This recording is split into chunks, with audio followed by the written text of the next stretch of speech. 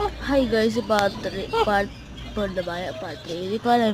Yun ang nanay nyo guys. Nakamuta ko na. Nagkasig ko kayo ko. Oh, dyan. Sinabi. Kapi po. Ang gaganda mo damit ko dyan. Yan po. Ang gawa.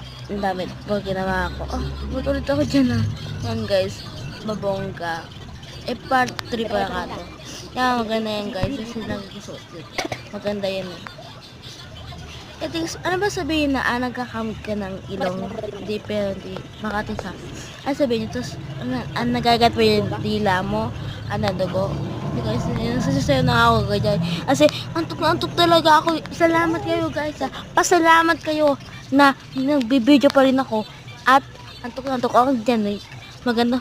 Alfie ko dyan sa ulit na yan. Ang ganda yung daga guys. Yung item niya, yung item niya, ang cute-cute niya, B. May tatlo sa kulay, B. Sige, part 4 na lang. Bye-bye.